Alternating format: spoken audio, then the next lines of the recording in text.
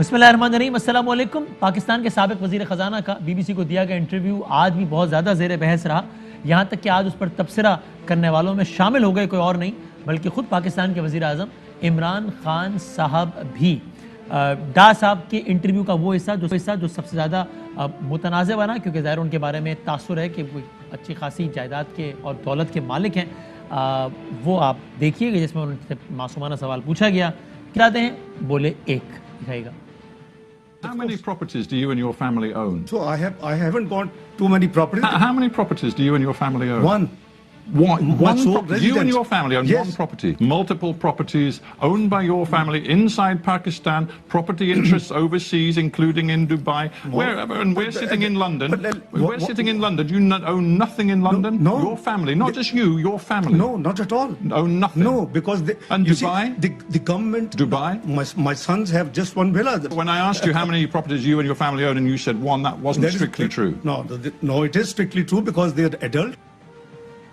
تو یہ رہا معاملہ، اور جو وہ بولے اس سے زیادہ میرا خیال ہے جو باڈی لینگویج میں بہت واضح طور پر وہ انکمفرٹیبل نظر آئے، بوکھلائے ہوئے کا لفظ کہا جا سکتا ہے، وہ بھی انٹرویو کا بہت زیادہ تبصرہ یا تنقید کرنے کی وجہ بنی۔ اور پھر اسحاق ڈار صاحب کا یہ دعویٰ کہ ان کے پاس پورے ملک پوری دنیا میں صرف ایک پراپرٹی ہے جو کہ حکومت پاکستان نے ریاست نے ضبط کر لی ہے، اس کا اپنے طور پر جواب دیا ہے حکومت پاکستان نے، اور اس کام کے لیے سب سے ریلیونٹ آدمی ہے مشیر برائے احتساب وزیر اعظم کے، انہوں نے بتایا، دعویٰ کیا کہ یہاں پراپرٹیز ہیں ایسا۔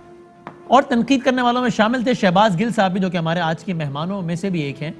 شہباز گل صاحب تو یہ بھی بولے کہ انٹرویو نواز شریف صاحب کا مانگا گیا تھا، مریم بی بی نے بھیج دیا ڈار صاحب، بہت سخت تنقید کی۔ اسی پر بات کریں گے شہباز گل صاحب نے جو کہا، اور خود اسحاق ڈار صاحب کا انٹرویو، اس کے بارے میں خود نون لیگ کیا سوچتی ہے۔ پھر یہ کہ آج ایک بار پھر بتا دیا ہے پی ڈی ایم نے کہ جناب جلسہ ہوگا، مینار پاکستان پر جلسہ ہوگا، یہ جلسہ کیسا ہوگا، کامیاب ہوگا ناکام ہوگا، ہونے دیں گے یا نہیں ہونے دیں گے۔ اور پھر آج ایک اور ڈیولپمنٹ بھی ہے کہ میاں محمد نواز شریف صاحب کو اشتہاری قرار دے دیا ہے اسلام آباد کی ہائی کورٹ نے، کیسے مزید مشکلات میں اضافہ نہیں ہو جائے گا۔ بات کرتے ہیں شہباز گل صاحب کے کنیکٹڈ ہیں، ابھی ڈسکشن کا آغاز ہم کر سکتے ہیں۔ شہباز گل صاحب کو کنیکٹ کر لیجیے آپ، اور میں گفتگو کا آغاز کرتا ہوں ملک محمد احمد خان صاحب سے، جو کہ لاہور سے ہمارے ساتھ تشریف فرمائیں، پاکستان تحریک انصاف کے ایم پی ہیں۔ شہباز گل صاحب بھی بس جوائن کر رہے ہیں۔ ملک صاحب آپ فرمائیے گا، ویسے اسحاق ڈار صاحب کا انٹرویو آپ نے بھی دیکھا ہوگا، ایز اے ویور آپ کا کیا تاثر بنا، کیسے انٹرویو تھا؟ نہیں دیکھیں، بنیادی بات بدامی صاحب، کوئی پرفارمنس کی بات تھوڑی ہے یہ کہ آپ مجھ سے سوال کیا کر رہے ہیں اور میں آپ کو کیسے جواب دے رہا ہوں۔ معاملہ یہ ہے کہ جو آپ نے ڈار صاحب کا جو مدعا ہے ان کے ساتھ، وہ بڑا بنیادی ہے کہ یہاں پر جو پورا سلسلہ بنایا گیا ہے، یار اس میں کوئی ڈھکی چھپی بات رہ گئی ہے پیچھے کہ یہ کیا مقدمات بنے اور کیسے بنے اور ان کا اصل مقصد کیا تھا، حکومت سے نکالنا اور پھر اس کے بعد ایک فیملی کو پرسیکیوٹ کرنا۔ It's nothing more than that. اس پہ آپ کچھ بھی کہہ لیں کہ کون سا انٹرویو کیسا تھا، اور پھر اس بات کو ثابت کرنے کے لیے دلائل کا سہارا لینا ہوگا نا۔ آپ اور میں بات کر لیتے ہیں، چلے آئیں پھر دلیل سے بات کرتے ہیں۔ نہیں وہ کرتے ہیں، بالکل کرتے ہیں۔ نہیں پہلے بتائیے ڈار صاحب کی اس پرفارمنس تک یا دلائل کیا تک آپ کتنے مطمئن ہوئے یا نہیں ہوئے؟ نہیں دیکھیں، وہ میرا معاملہ یہ ہے کہ میں اس پورے سسٹم سے، یہ جو شروع ہوا یہ ہماری انکمبنسی میں سٹارٹ ہو گیا تھا، اور اس پورے سسٹم نے جو اپنی ایک شکل اختیار کی ہے، ٹھیک ہے ابھی اس کی چلا ہے، دیکھ رہے ہیں آج اس کے وکٹم ہم ہیں، تو وی ول سی ٹو اٹ کہ یہ نظام کیسے اور کتنی دیر تک اس طرح سے۔ عام آدمی میں ایک آپ کا ہارڈ کور سپورٹر ہے، ایک پی ٹی آئی کا سپورٹر ہے، ایک عام آدمی کے ذہن میں تاثر بہتر ہوا ہوگا ان باتوں سے متعلق جو آپ ابھی کہہ رہے ہیں انٹرویو دیکھ کے، یا بدتر ہوا ہوگا؟ نہیں دیکھیں، یہ تاثر جو ہے اس کے لیے کوئی اور مزید شہادتیں درکار ہوں گی۔ اس طرح کے بیانات یا انٹرویوز تاثر کو تقویت دینے کا یا خراب کرنے کا باعث تو بنتے ہیں نا۔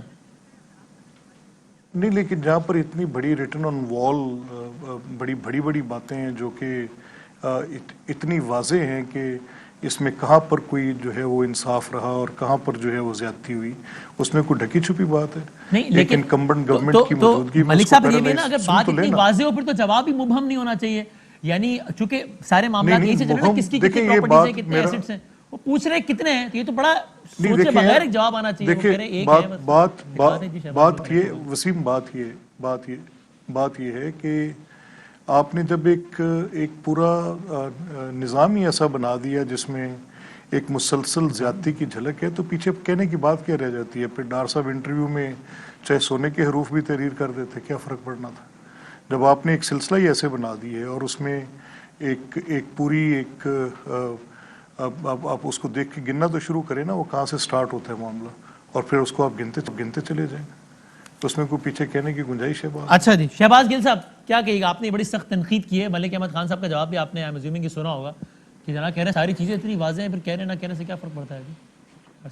جی بہت شکریہ آپ کا مدامی صاحب دیکھیے ہمارا جو 23-24 سال سے عمران خان صاحب کا پولیٹیکل سفر ہے اس میں وہ شروع دن سے یہی باتیں بتا رہے تھے جو آج سامنے آ رہی ہیں. وہ یہی بتا رہے تھے کہ یہ لوگ کرپٹ ہیں، وہ یہی بتا رہے تھے کہ یہ لوگ سچ نہیں تھے، وہ یہی بتاتے تھے کہ انہوں نے اپنے اثاثے چھپائے ہوئے ہیں، وہ یہی بتاتے تھے کہ انہوں نے مال بنایا بہت سارا. اب ان کے اپنے بیٹے علی ڈار، یہ دی نیوز کی سٹوری ہے، شاذب خانزادہ کو انہوں نے انٹرویو دیا تھا، دی نیوز میں پرنٹ ہوئی ہے دسمبر 2017 میں، جس میں وہ خود کنفیس کر رہے ہیں کہ یو اے ای میں ان کے 53 ولاز ہیں، ٹاور یا دوسری تمام چیزیں. اس پہ وہ یہ کہتے ہیں، چونکہ آپ انہی کا بیان کوٹ کریں تو اس میں وہ یہ بھی کہتے ہیں کہ ہم اون نہیں کرتے تھے، ان کو خریدنے بیچنے کا بزنس کرتے تھے، اون نہیں کرتے تھے، اگر آپ انہی کو کوٹ کر رہے ہیں. یہ مجھے کوئی پہلی دفعہ پتہ چل رہا ہے کہ آپ کہتے ہیں کہ ہمارے 53 ولاز ہیں اور ہم اون نہیں کرتے، ہم خریدنے بیچنے کا بزنس کرتے ہیں. وہ پراپرٹی ڈیلر نہیں ہیں، وہ اون کرتے تھے انہیں اور ان کے نام پر یہ بک تھے. تو آپ بالکل آگے بیچتے ہوں گے بٹ یہ ان کی پراپرٹیز تھیں. اس کے بعد اسحاق ڈار صاحب کی جو پاکستان کے اندر پراپرٹیز ہیں جو انہوں نے خود اپنے ٹیکس ریٹرن میں جمع کروائیں، ہم نے نہیں، انہوں نے خود اپنے اینول ٹیکس ریٹرن میں جو پراپرٹیز جمع کروائیں وہ ڈکلیئر کی، وہ تمام ہم نے پڑھ کے سنائی. لیکن کیونکہ وہ ایکسپیکٹ نہیں کر رہے تھے، انہیں عادت تھی پاکستان والی. یہ ملک احمد صاحب جیسے سارے لوگ تو نہیں ہے نا کہ ہر جگہ پہ آ کے بیٹھ کے بات کر لیتے ہیں. اب ان کے جو اوپر والی لیڈرشپ ہے وہ تو وہ 5-6 لوگ ہیں انگلیوں پہ گنے ہوئے، انہی کو انٹرویو دینا ہے. ان کو اتنا ماشاءاللہ خوش رکھا ہوا ہے انہوں نے کہ وہ ان سے سخت سوال کریں گے ہی نہیں، سوال پہلے سے طے ہوں گے اور انہی سوالوں کے جواب پوچھے جائیں گے. اس کے باہر وہ کبھی کسی کو انٹرویو دیتے نہیں ہیں، یہ ان کا طریقہ کار ہی نہیں ہے. تو آپ مجھے یہ بتائیے کہ ان کو تو اندازہ نہیں تھا کہ اسٹیفن سیکر ان کے ساتھ کرے گا کیا. وہ اسٹیفن سیکر نے جو کیا اس کے بعد آپ کے سامنے جو کچھ ان کا ہوا، جو ان کے حواس باختہ ہوئے، ان کے منہ سے جھوٹ نکلا. Because I don't have very many properties, یہ پہلا جواب تھا. یہ کیا جواب ہے بھائی؟ آپ میرے سے پوچھیں یا ملک صاحب سے پوچھیں یا میں آپ سے پوچھوں تو آپ یہ جواب دیں گے کہ میری کوئی زیادہ پراپرٹیز نہیں ہے. اچھا چلیں، پھر اس نے سوال کیا دوسری دفعہ کہ نہیں مجھے بتائیں آپ کی کتنی پراپرٹیز ہیں. میری ایک پراپرٹی ہے. اس نے کہا آپ کی اور آپ کے سارے خاندان کی ایک ہی پراپرٹی ہے؟ ہاں ہماری ایک پراپرٹی ہے. اس نے پھر جب سوال کاؤنٹر کیا نیب کے حوالے سے تو آپ کے سامنے انہوں نے کہا کہ نیب کے اندر 12 لوگوں کو، درجنوں لوگ، 1.5 درجن کے درجن لوگ جو ہیں وہ نیب کی کسٹڈی میں ان کو مار دیا گیا ہے. پھر سوال کیا کہ آپ نے وزیر اعظم کو فاشسٹ کہا ہے، جو مودی کہنے کی کوشش کرتا ہے، جو پاکستان کے دشمن ملک کہنے کی کوشش کرتے ہیں. آپ وہ لقب پاکستان کو ہمیشہ سے، میں نے آج پریس کانفرنس میں بھی کہا کہ پاکستان کے دشمن ملک ہمیشہ سے پاکستان کو ایک فاشسٹ اسٹیٹ ڈکلیئر کروانا چاہتے ہیں پچھلے 20 سالوں سے ایٹ لیسٹ، اور یہ باہر بیٹھ کے پاکستان کو فاشسٹ کہہ رہے ہیں. تو انہوں نے سوال پوچھا کہ کیسے فاشسٹ ہے پاکستان؟ وہ افغانستان میں اس بات ہے، میں بھی پہلے پراپرٹیز والے پہ ٹھیک ہے. چائنا کے اوپر پاکستان کی پالیسی کنسسٹنٹ ہے، ریجنل پالیسی کنسسٹنٹ ہے، کیسے فاشسٹ ہے پاکستان؟ تو اس کے اوپر آئیں بائیں شائیں. ٹھیک ہے، اس بات کا اچھا میں ٹھیک ہے، پوائنٹ آ گیا. ٹھیک ہے، میں اس پہ بات آتا ہوں، میں ابھی خالی پراپرٹیز والے تک رہتا ہوں. صرف آخری بات، موجودہ آرمی جنرل کے اوپر اٹیک کیا، آرمی چیف کے اوپر اٹیک کیا. تو جب انہوں نے پوچھا کہ جب آپ جنرل ضیاء الحق کی گود میں پل رہے تھے، جب وہ آپ کو گورنمنٹ میں لائے تھے، آپ کے ہاتھ میں سب کچھ دیا تھا، تو تب آپ کو یہ چیز نہیں سمجھ آتی تھی کہ ان کی انٹرفیئرنس سے آج آپ کو بڑی تکلیف ہے؟ تو اس کا جواب تھا کہ وہ ایوولوشن پروسیس. وہ انٹرویو دیکھ چکے ہیں سب. ٹھیک ہے، صحیح ہے. مطلب کہنے کا یہ ہے کہ اگر بندے کے پلے کچھ نہ ہو تو ایسے انڈیپینڈنٹ جرنلسٹ کے سامنے نہیں بیٹھنا چاہیے. ملک احمد خان صاحب خالی ایک اس کا جواب دے پھر میں آگے جاتا ہوں فیصل کریم کنڈی صاحب کی طرف. دیکھیں آج یہ تو میں نا سیاسی بیان بازی دونوں طرف چلتی رہے گی، الزام وہ ٹھیک ہے، لیکن بڑی ایک کچھ فیکچوئل بات کر لیتے ہیں. ڈار صاحب بولے میرے پاس ایک پراپرٹی ہے. گورنمنٹ آف پاکستان نے آج پریس کانفرنس کر دی، شہباز گل صاحب کہہ رہے ہیں کہ بھائی ہم نے اور کچھ نہیں، ان کے اپنے ریٹرنز میں سے بتایا کہ ایک پراپرٹی نہیں ہے، اتنی ساری پراپرٹیز ہیں. اس پر تو ڈار صاحب کو جواب دے دینا چاہیے نا، بڑا سیدھا سا. آپ کی کیا رائے ہے کہ بھائی کون صحیح کہہ رہا ہے؟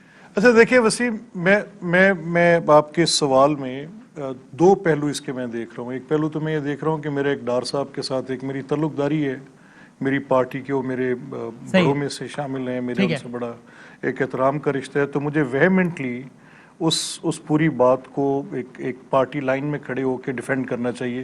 ایک تو یہ بات ہے. دوسری بات یہ ہے کہ میں اس بات پہ کنونسڈ ہوں کہ ڈار صاحب کے ساتھ، وہ میں کنونسڈ ہوں، میں کسی کی بات نہیں کر رہا، ٹھیک ہے، کہ ڈار صاحب کے ساتھ ایک زیادتی ہوئی. وہ زیادتی کیا ہوئی کہ ڈار صاحب کی وہ جو سٹیٹمنٹس یہاں پر ان کی ڈکلیئرڈ، ان کی جو ویلتھ سٹیٹمنٹ تھی یا جو ان کی الیکشن کمیشن میں سبمٹڈ ان کی ڈیٹیلز تھیں کہ ان کی پراپرٹیز کیا ہیں یا ٹیکس ریٹرنز ان کے تھے، ان کو پورا موقع نہ سپریم کورٹ نے دیا. میرا شکوہ ہے یہ، میرا ایک پاکستانی شہری کی حیثیت سے، ایک قانون کے طالب علم ہونے کی حیثیت سے، he was thrown away out of the court by the then bench.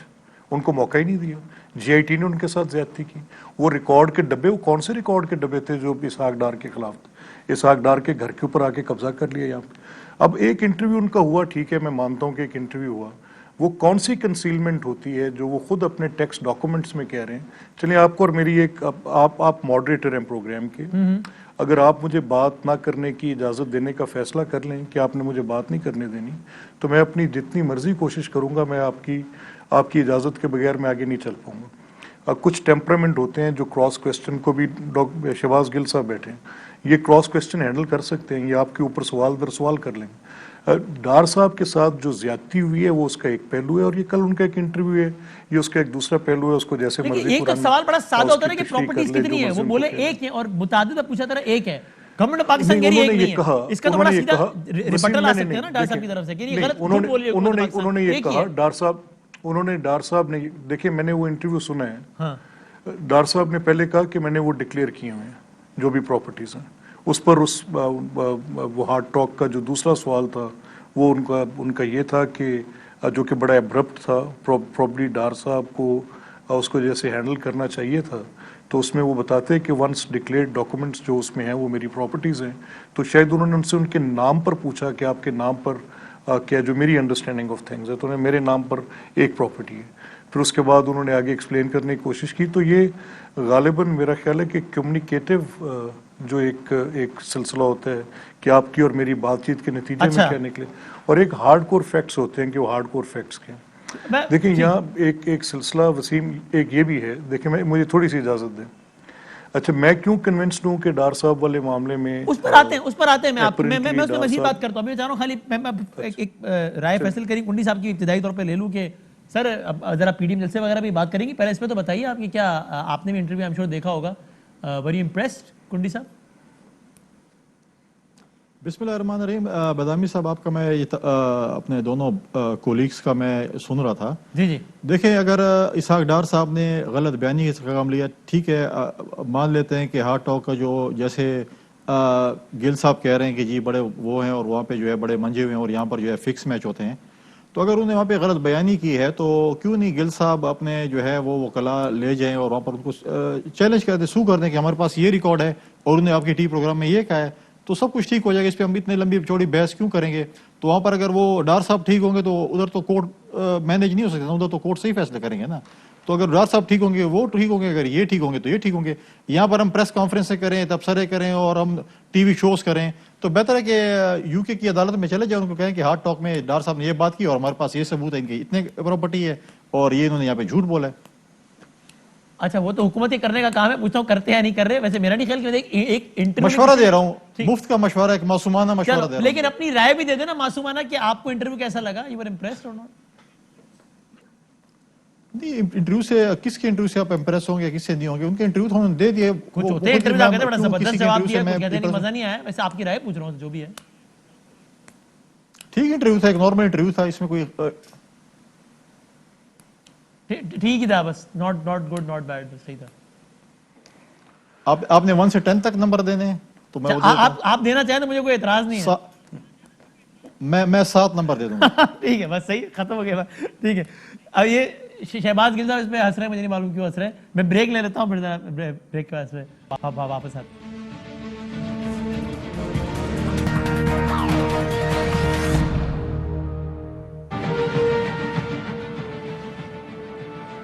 خوش آمدید کہتے ہیں جی آپ کو. ملتان میں آخری جلسہ کر لیا اپوزیشن نے, اور اب اپوزیشن کہہ رہی ہے کہ ہمارا جو جلسوں کی جو سیریز ہے اس کا آخری جلسہ ہم کریں گے 13 دسمبر کو اور لاہور میں کریں گے, اور یہیں سے حکومت کے خاتمے کا آغاز ہو جائے گا. یعنی اب تک کے جتنے بھی جلسے ہیں سب سے زیادہ ہائپ جو اپوزیشن خود بنا رہی ہے وہ لاہور کے جلسے کی بنا رہی ہے. آج باقاعدہ مقام کا اعلان بھی ہو گیا, پہلے بھی ارادہ ہی تھا لیکن آج تکرار بھی ہوگی کہ مینار پاکستان پر ہوگا. یہ بڑا انٹرسٹنگ اس لیے بھی ہوگا کہ ایگزیکٹلی اسی جگہ پر بہت سارے جلسے ہو چکے ہیں, حال ہی میں ایک جنازہ بھی ہوا ہے, تو لوگ ایک بڑا آبویس کمپیریزن بھی ڈرا کرنے میں بڑا آسانی فیل کریں گے کہ جناب یہ مینار پاکستان میں جلسہ اچھا ہوا ہے, نہیں ہوا ہے, کیا ہوا ہے. اور خود اپوزیشن نے اس کی بڑی ہائپ بنائی ہے. خود رانا ثناء اللہ صاحب اور مولانا غفور ادری صاحب نے بڑے سخت الفاظ میں اور انداز میں اس جلسے کا اعلان کیا, اور یہ ڈنڈا بردار ساتھ ہوں گے اگر حکومت نے کچھ کیا. شہباز گل صاحب, ایسا کوئی منظر تو دیکھنے میں نہیں آئے گا لاہور میں, کیونکہ آپ لوگ کہہ چکے ہیں کہ ہم جلسے میں آنے سے کسی کو نہیں روکیں گے, اجازت نہیں دیں گے باقاعدہ, لیکن روکیں گے نہیں. دیکھیے, اجازت اس لیے بدامی صاحب نہیں دی جا سکتی کہ اسلام آباد ہائی کورٹ کا ایک فیصلہ ہے جس میں این سی او سی کی جو ریکمنڈیشن تھی کہ 300 سے اوپر لوگ اکٹھے نہیں کیے جا سکتے, اور جو کرے گا اس کے خلاف قانون کے مطابق کارروائی کرنی چاہیے, مقدمات درج ہونے چاہیے. یہ این سی او سی کی وہ جو ریکمنڈیشن تھی, وہ پھر عدالت نے جو اپنا فیصلہ دیا ان منٹس کو اس فیصلے کا حصہ بنا دیا. اب اس کے بعد کوئی بھی سرکاری جو آفیسر ہے, وہ ڈپٹی کمشنر ہے, کمشنر ہے, جو ایڈمنسٹریشن ہے, وہ نہیں دے سکتی اجازت, کیونکہ وہ توہین عدالت ہوگی اگر وہ اجازت دے گی. لیکن ملتان طرز کی گرفتاریاں ہوں گی جلسے سے پہلے لاہور میں بھی. دیکھیے, ایٹ دا سیم ٹائم میں جیسے آپ کی خدمت میں عرض کر رہا ہوں کہ اگر آپ گرفتاریوں کی بات کریں تو تحریک انصاف سے زیادہ کس کو پتا ہے. جولائی اگست 2014 میں 3800 ہمارے کارکن جو ہے وہ گرفتار کیے گئے. دھرنے کے دنوں میں 2050 کارکنوں کی صرف اسلام آباد میں اینٹی ٹیررزم کوڈ سے ہمیں ضمانتیں کروانی پڑی. تو آپ دکھائیے کہ کیا اس طرح کی کوئی گرفتاریاں ہوئی ہیں. دوسری بات کہ اگر گرفتاریاں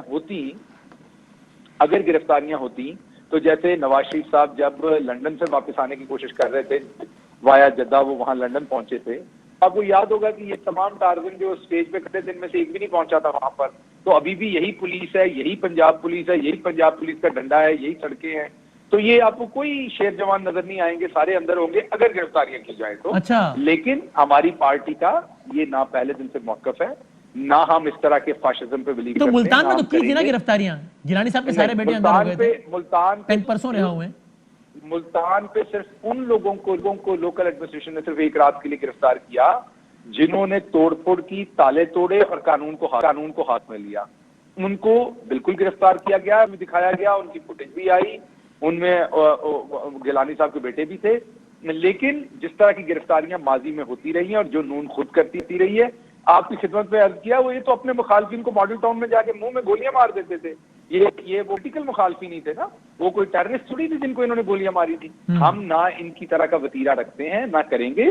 رہی بات یہ کہ اب ان سے عوام حساب لے گی جب یہ موت بانٹ رہے ہیں. اپنے گھر کی خوشی ہے, وہ بختاور صاحب کی اللہ ان کو خوش رکھے, ان کو خوشیاں مبارک کرے. ان کی منگنی پہ کہا گیا کہ ٹیسٹ کے بغیر نہیں آ سکتے. مرحوم قاضی حسین احمد صاحب کی جو صاحبزادی ہیں, وہ مریم صاحبہ کی دادی کا جو انتقال ہوا تھا اس کا پرسہ دینے, تعزیت کرنے ان کے گھر پہ پہنچی تو انہیں گیٹ سے واپس کر دیا گیا, کورونا کی وجہ سے ملاقات نہیں کی گئی. نہ اپنے گھر کی خوشی میں, نہ اپنے گھر کی غمی میں, یہ کسی کو شامل نہیں ہونے دیتے کورونا کی وجہ سے. لیکن یہ چاہتے ہیں کہ دوسرے لوگوں کو یہ موت بانٹے, کورونا بانٹے. ہم نے ان کو کہا کہ ویکسین آ گئی ہے, 1 سے 2 مہینے اور ہے, اس کے بعد آپ جب کورونا کو ہم بتا دیں ملک صاحب, بتا دیں. وہ کہتے ہیں بھائی یہیں پہ پاکستان ہے, یہیں پہ آپ ہیں, یہی جلسے 2 مہینے بعد کر لیں, کیا فرق پڑنا ہے. آپ نے کیمپین کی گلگت میں, ہمیں کیا فرق پڑا, بتا دیں. ہمیں کوئی فرق نہیں پڑنا. یہ آپ کو لگتا ہے کہ گورنمنٹ کے اس موقع میں اچانک تھوڑا وزن کورونا کی وجہ سے آ گیا, ورنہ اسی ہم ہی تنقید کر رہے ہوتے, میں کر رہا ہوتا کہ بھائی یہ کیوں روک رہے ہیں آپ یار, آپ کے خلاف آپ نے بھی تو جلسے کیے ہیں. اب چونکہ یہ معاملہ آ گیا ہے, اور جب وہ یہ بھی کہہ رہے ہیں کہ بھائی اس کو کچھ مہینوں کے لیے ڈیلے کر لیں, 1 یا 2 مہینوں کے لیے, تو یہ بات سینسیبل نہیں لگ رہی کیا؟ کیونکہ دوسری طرف یہ امکان ہے کہ لوگ مر جائیں گے. دیکھیے بدامی صاحب, یہاں معاملہ تھوڑا سا, یہ حکومت کی اپنی ایک پالیسی ٹھیک ہے, چلے میں اس چیز کا ایک ایڈوکیٹ ہوں کہ ایک کمپلیٹ, ایک ایبسلوٹ لاک ڈاؤن اگر سرج ہو رہی ہے اور یہ بڑھ رہا ہے اور یہ کرونا کے جو ہے خطرہ جو ہے پبلک ہیلتھ کے لیے ہے, تو پھر اس میں تو چاہے وہ کچھ بھی ایکٹیویٹی ہے, چاہے وہ اکنامک ہے, چاہے وہ ایجوکیشن کی ہے, چاہے وہ پولیٹیکل ہے, چاہے وہ आपकी you name it and you count it, कोई भी एक्टिविटी है तो वो एक्टिविटी स्प्रेड का बाइस बन सकती है, तो उसको रोकने का तो वाहिद तरीका जो है वो तो फिर एक कंप्लीट लॉकडाउन है। यानी अगर एक तरफ कुछ ना कुछ पब्लिक इंटरेक्शन रहेगी, चाहे वो किसी भी काउंट पे रहेगी, चाहे वो इकोनॉमिक रहे, चाहे वो पॉलिटिकल रहे, चाहे वो एकेडमिक रहे, चाहे वो रिलीजियस रहे, कहीं भी कॉन्सेंट्रेशन ऑफ पीपल हो, तो उसके अपने मायने हैं वो फिर अपनी। लेकिन मलिक साहब, आपने थोड़ा ओवर सिंप्लीफाई कर दिया ना, ये डायरेक्टली प्रोपोर्शनल भी है ना दोनों चीजें, जितना ज्यादा इंटरेक्शन होगा उतना ज्यादा फैलेगा, तो जो चीजें अनअवॉइडेबल है वो तो नहीं रोक सकते, हालांकि उसके कॉस्ट है, लेकिन जो अवॉइडेबल है उसको तो रोक लें कम से कम हम। आप ऐसा करें, नहीं आप ऐसा करें, नहीं देखिए ना, उसका भी एक तरीक़ाकार, बुनियादी तरीक़ाकार है कि मैंने तो आपसे कहा कि मैं तो फॉर अ सर्टेन टाइम एक कंप्लीट लॉकडाउन का हामी हूँ। मैं तो ये चाहता हूँ कि एक मुकम्मल लॉकडाउन जिसमें स्कूल, मसाजिद, मदारस, बाजार, मोहल्ले, सियासी जलसे, सब कुछ एक, अगर तो फिर तो आपको जलसों का बहुत मुखालिफ होना चाहिए, क्योंकि आप चाहते हैं पूरा लॉकडाउन हो। चलो गवर्नमेंट वो नहीं कर रही, और इसकी वजह ये कि बाजार बंद होगा तो रोजगार बंद हो जाएगा, लेकिन जलसा बंद होगा तो रोजगार तो बंद नहीं होगा ना। वसीम देखिए, मसला यहाँ ये क्या है, यहाँ पर ये बुनियादी सवाल ये उठता है कि अगर आप पब्लिक इंटरेक्शन के पॉइंट्स नहीं रोक रहे, तो फिर इनको रोकने का भी कोई खास फायदा नहीं है। मलिक साहब, जितना ज्यादा इंटरेक्शन होगा उतना ज्यादा मर्ज फैलेगा ना, तो जो रोका जा सकता है वो तो रोक ले हम। देखिए ना, ये तो उसकी एविडेंस प्रोवाइड करे ना, गवर्नमेंट उसकी एविडेंस प्रोवाइड करे कि जहाँ पर ये कोई ऐसी सूरत पैदा हुई, तो बिल्कुल डेटा बेस्ड बात है ना, ये मेरी और आपकी हाइपोथेटिकल नहीं, ये तो क्या ग्लोबली एक्सेप्टेड फैक्ट नहीं हो गया कि जितना ज्यादा इंटरेक्शन होगा उतना ज्यादा कोरोना फैलेगा? इसमें किसी एविडेंस की जरूरत है क्या मलिक साहब? नहीं, देखिए, ये तो बात आप ये कर रहे हैं ना कि आप ये कह रहे हैं कि सिर्फ ये इंटरेक्शन जो है वो कोरोना फैलाएगी और बाकी नहीं, मैं कह रहा हूं हर इंटरेक्शन फैलाएगी, तो जो इंटरेक्शन रोका जा सकता है उसको रोक दिया जाए, जिसके बगैर कारोबारी जिंदगी नहीं रुकेगा। नहीं, देखिए ना, ये तो क्या फिर ये क्या नहीं, मैं आपसे ये कह रहा हूं कि हर चीज की एक अपनी अहमियत है जी, और अगर पब्लिक हेल्थ की अहमियत है तो वो फिर एक एब्सोल्यूट लॉकडाउन मांगती है। वो ये नहीं मांगती कि आप किसी की एक सर्टेन एक्टिविटी रोक दें, सर्टेन एक्टिविटी चलती रहे। उसको आप ठीक है, आपके नज़दीक और मेरे नज़दीक ये प्रेफरेंसेस हो सकती हैं कि ये education is the most important. जब बड़ा भी कोरोना पैदा हुआ था तो कुछ यहाँ पे हमारी अर्जेंसी क्या है? यही जलसा 1.5 महीने बाद क्या मसला हो जाएगा इसमें? ये अच्छा देखिए वसीम, ये मेरे और आपके देखने का लेंस मुख्तलिफ है। हम ये समझ रहे हैं कि अगर ये हुकूमत मजीद चलती रहती है तो ये इस हद तक नुकसान कर देगी कि जिसको रेमेडिफाई करना भी मुश्किल। ये आपका पॉइंट है, ठीक है। और किस चीज का नुकसान करेगी मुझे ये देखें, मैं ठीक है, आपका पॉइंट नुकसान किस चीज को होगा वो मेरा मैं आप ठीक है, आपका पॉइंट समझ गया। मैं इसी को लेके आगे कुंडी साहब की तरह आता हूँ, वो भी ज़ाहिर है पीडीएम कैसे आपके साथ शेयर कर रहे हैं। कुंडी साहब, पॉइंट जो मलिक साहब कह रहे हैं वो भी ये, और आप लोगों का ब्रॉडली ये कि भाई अब इस हुकूमत की एग्जिस्टेंस जो है ना वो कोरोना से ज्यादा खतरनाक हो गई है। तो आप इसका तो एविडेंस मांग रहे हैं कि कोरोना से कितना फैलता कितना, लेकिन इसका क्या एविडेंस है कि इस जलसा करने से हुकूमत चली जाएगी क्या? कुंडी साहब।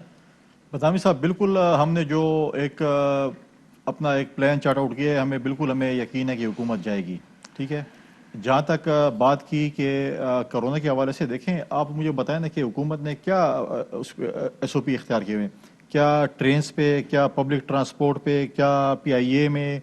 आप अभी रिसेंटली ये सिखों का अभी त्यौहार एक दो दिन पहले हुए, उस पर क्या हो रहा था, आप मुझे बताएं। मतलब है कि क्या किस SOP की आप बात कर रहे हैं? अच्छा, अब गिल साहब कह रहे हैं कि इस्लामाबाद हाई कोर्ट, हम तो इस्लामाबाद हाई कोर्ट का भी एहतराम करते हैं, साथ साथ हम पेशावर हाई कोर्ट का भी एहतराम करते हैं। जिस दिन पेशावर में 22 तारीख को जलसा था, उस दिन 22 तारीख को वज़ीर आला KPK के अपने घर में जलसा था स्वात में, और जमात इस्लामी कर रही थी, और पेशावर हाई कोर्ट ने उनको इजाज़त दी थी। अभी जिस दिन हमारा जलसा था 30 को मुल्तान में, 29 को जो है वो जमात इस्लामी जो है वो तीमरगरा में जलसा कर रही थी। ठीक है, तो ये चीजें जो है हम तो हाई कोर्ट जमात इस्लामी के जलसों की कुछ समझ नहीं है, लेकिन खैर वो बस एक कहेंगे अदालत ने इजाजत दी, हम क्या करें? आप भी अदालत से लेकर आ जाएं। फिर कोरोना पे आप बात कर रहे हैं, देखें कोरोना में आप बात कर रहे हैं। कल प्रेस कॉन्फ्रेंस की एबटाबाद की डॉक्टरों ने PPE किट्स के ऊपर वो रो रहे हैं कि हमें PPE किट्स हुकूमत नहीं दे रही। आज पिम्स में जो है डॉक्टरों ने हड़ताल की हुई थी। अब मुझे शहबाज गिल साहब कहते हैं हमें जो है ना फर्क नहीं पड़ता। बिल्कुल फर्क नहीं पड़ता, वो तो इसलिए फर्क नहीं पड़ता क्योंकि जब आपने फिरदौसा शहवान साहबा को मरकज से निकाला था और एक लंबी चार्जशीट दी थी उसकी करप्शन की, और वो सूबे में आ गई आपको डिफेंड करने के लिए, तो फर्क तो कोई नहीं पड़ा। वो जो लंबी चार्जशीट आपने बकौल हमने तो गिल साहब की चार्जशीट देखी थी ना कि فردوس اخوان کے خلاف انہوں نے ایک لمبی چارج شیٹ دی کہ اس نے یہ کام کیا، یہ کام کیا، یہ کام کیا، نکال دیا، اور پھر اسی کو گل صاحب نے کہا، اور پھر صوبے میں آ گئی تو فرق تو کوئی نہیں پڑا. جی گل صاحب. جی فرمائیے. بھائی ایک تو یہ بتا دیں کہ کیا گورنمنٹ کو بھی، خیر مجھے نہیں معلوم، وہ کہہ رہے ہیں کہ فردوس اخوان صاحبہ کے حوالے سے آپ نے چارج شیٹ دی تھی کہ انہوں نے یہ کیا. نہیں، میں نے ایسی کوئی اسٹیٹمنٹ نہیں دی. ان کو کسی دوست نے میرے بارے میں کہا ہوگا، لیکن میں نے ایسی کوئی اسٹیٹمنٹ نہیں دی. نہیں، مجھے کسی دوست نے نہیں کہا. میں کسی دوستوں کے میں کہیں سے فیڈنگ نہیں لیتا ہوں، میں ڈائریکٹ بات کرتا ہوں. نہیں، میں آپ کے دوستوں کی بات کرتا ہوں. میں نے اسٹیٹمنٹ نہیں دی. میری کوئی ایسی اسٹیٹمنٹ ریکارڈ پہ نہیں ہے، ورنہ بدامی صاحب کو پتا ہوتا. چلے میں آپ کو پرووائڈ کر دوں گا، میں بدامی صاحب کو پرووائڈ کر دوں گا، وہ آپ کو فارورڈ کر دیں گے. کنڈی صاحب مجھے یاد پڑتا ہے کہ وہ ذرائع کے حوالے سے کچھ ٹکرز چلے تھے، بیان نہیں تھا شہباز گل صاحب کا، مجھے یاد پڑتا ہے. میرا بیان نہیں تھا. مجھے واقعی پتہ ہے وسیم بدامی صاحب واقعی بڑے معصوم ہیں، مجھے بھی پتہ چلے. یار میں تو جو چیز آفیشیل اور آنر ہوئے وہ بتا رہا ہوں بھائی. اب آپ اس کو پرووائڈ کر دوں گا. آپ مجھے بتا دیجیے گا، آپ مجھے کنڈی بھائی پرووائڈ کر دیجیے گا تاکہ میں اس کو آنر پہ بتا دوں گا کہ دیکھیں شہباز گل صاحب نے یہ کہا تھا. ٹھیک ہے نا؟ اچھا اب وہ بتا دیں گل صاحب، آپ کو لگتا ہے کہ دوسری بدامی صاحب میں ایک لائنر کہنا چاہتا ہوں، کیونکہ شہباز گل صاحب یہاں پہ بیٹھے ہیں، حکومت کے مرکز کے ترجمان ہیں. جی دیکھیں خیبر پختونخوا میں مرج ڈسٹرکٹس میں، نارتھ وزیرستان میں اور ساؤتھ وزیرستان میں ٹارگٹ کلنگز ہو رہے ہیں پچھلے کئی دنوں سے، اور 20 سے 22 لوگ جو ہیں ابھی تک ٹارگٹ کلنگ کے شکار ہو چکے ہیں. میں شہباز گل صاحب سے کہوں گا اپنے خیبر پختونخوا حکومت کو کم از کم کہیں، آئی جی سے کہیں کہ وہاں پر ایکشن لیں، وہاں پر جو مرج ڈسٹرکٹ ہو گئے، سیٹلڈ ہو گئے، کم از کم وہاں پر وزٹ کریں، اور یہ جو ٹارگٹ کلنگز ہو رہی ہیں کم از کم ان کا جو ہے وہ خاتمہ کریں. ابھی 15 دنوں میں تقریباً 22 ٹارگٹ کلنگ وہاں پر ہو چکی ہیں، اور افسوس کی بات ہے کہ میڈیا میں یہ چیز بلیک آؤٹ ہوئی پڑی ہے. ٹھیک ہے، ویسے وہاں کی بہت سارے ایشو جو اس طریقے سے ڈسکس ہی نہیں ہو پاتے، یہ بات تو ٹھیک ہے شہباز گل، آپ اس پہ آئی ایم شیور کہ آپ اس پہ ضرور دیکھیے گا.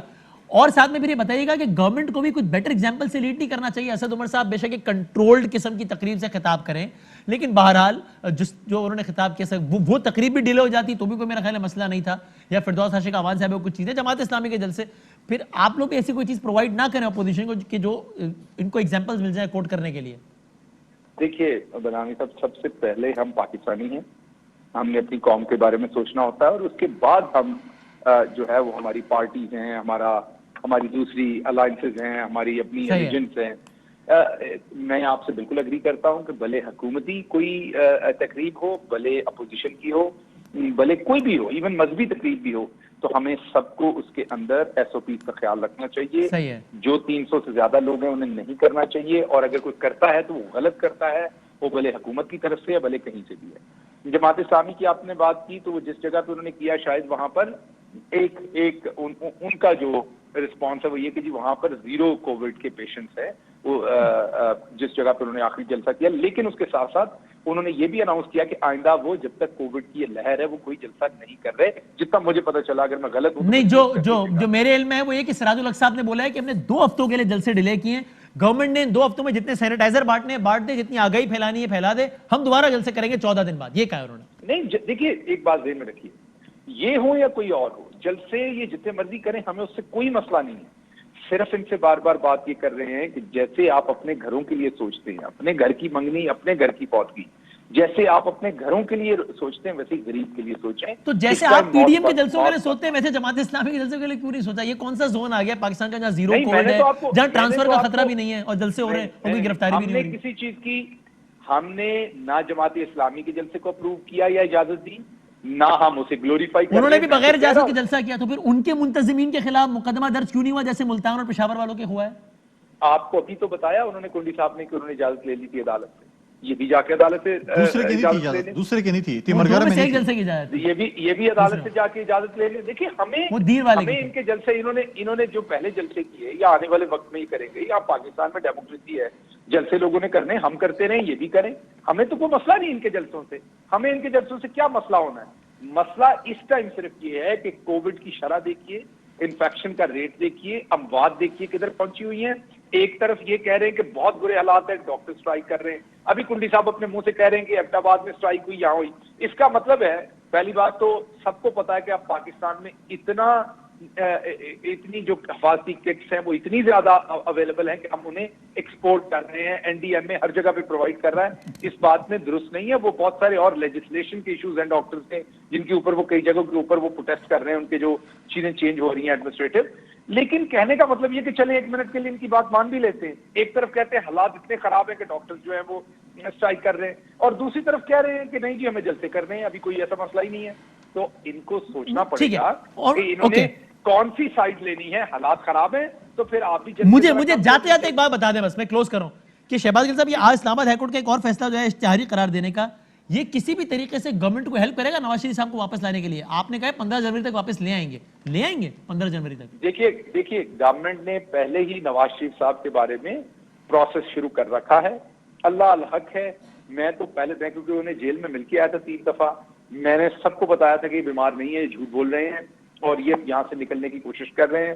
ان کا یہ سب کچھ کرنے سے بہت جب باہر جا رہے تھے تو آپ نے عمران خان صاحب کو بتائی تھی یہ بات؟ جی میں نے بالکل بتائی تھی. انہوں نے کیا بولا؟ اور لیکن میں آف کورس کیونکہ میڈیکل ڈاکٹر نہیں ہوں, میری رائے تو ایک سیاسی رائے ہو سکتی ہے ان کے خیال میں, یا ایک آبزرور کی رائے ہو سکتی. جو کچھ رپورٹس کے اندر دکھایا گیا, جو کچھ ڈاکٹرز نے کہا, تو ان پرائم منسٹر نے انسانی ہمدردی کے اوپر ایک فیصلہ لیا جو کہ انہوں نے اچھا فیصلہ لیا تھا. لیکن سوچئے یہ کہ ایک وزیر اعظم جو 3 دفعہ وزیر اعظم رہا ہے پاکستان کا, وہ جھوٹ بول کر لوگوں کو جھل دے کر فائنل 30 سیکنڈ کا کامنٹ آپ کر دیں ملک احمد خان صاحب کہ یہ اس کے لیگل امپلیکیشن بے شک کچھ ہو یا نہ ہو, پولیٹیکلی اور یہ آپٹکس خراب نہیں ہو رہے آپ لوگوں کے کہ اب ایک اشتہاری میں قرار دے دیا عدالت نے, پی ٹی آئی کو ایک اور جملہ مل گیا ایڈ کرنے کے لیے باقاعدہ عدالت کے سرٹیفکیٹ کے ساتھ. 30 کلوز کرنا ہے مجھے, فائنل رسپانس دے دیں ملک صاحب. نہیں دیکھیے وسیم, یہ تو کیونکہ میں اس لیے یہ بات بڑے وثوق سے کہہ سکتا ہوں کہ میں بہت ساری انفارمیشن کا کاگنیزنٹ ہوں, اور مجھے ان کو یہ بھی یاد کرانا ہے کہ ڈاکٹر یاسمین راشد صاحبہ نے ایکچولی ایک شٹ اپ کال دی ہے. جب آپ کہتے ہیں کہ یہ جھوٹ اور جھل شل, انہوں نے بتایا وہ بیمار تھے, تو میرا خیال ہے کہ کچھ ایک توقع ہوتی ہے کہ جب میں اور آپ بات چیت کر رہے ہیں تو اس میں کچھ ایسی باتیں اور کچھ ایسے الفاظ ہوتے ہیں. مجھے عمران خان کے بارے میں بہت ساری باتیں ایسی ہیں جو میں ذاتی طور پہ جانتا ہوں, لیکن میں کبھی پبلک ڈیسنسی کے کاؤنٹ پر میں نہیں کرتا. میں پرسنلی جانتا ہوں وہ باتیں, اور I can say that loud, مجھے فرق بھی نہیں پڑے گا, لیکن شاید میں خود اپنی بے توقیری سمجھوں گا اس بات میں کہ اگر میں نیشنل ڈسکورس میں وہ باتیں لاؤں. بہت شکریہ, وہ الفاظ ایسے کہوں گا. صرف اتنی مختصر بات ہے, یہ خیال کریں. تھینک یو ویری مچ, بہت شکریہ تینوں مہمانوں کا. بریک کے بعد اس کو کنکلوڈ کرتے ہیں.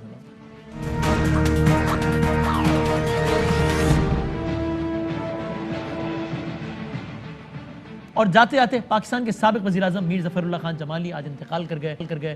اللہ تعالیٰ غریق رحمت فرمائے. پاکستان کے وزیر اعظم رہے, 2002 میں بنے, 2 سالوں کے لیے رہے وزیر اعظم, 2 بار بلوچستان کے وزیر اعلیٰ بھی رہے, کچھ دنوں کے لیے 1988 میں اور پھر کچھ عرصے کے لیے 1996 میں. 1 جنوری 1944 کی پیدائش, اور آج 2 دسمبر 2020 کو میر ظفر اللہ خان جمالی انتقال کر گئے. اللہ تعالیٰ مغفرت فرمائے انشاءاللہ.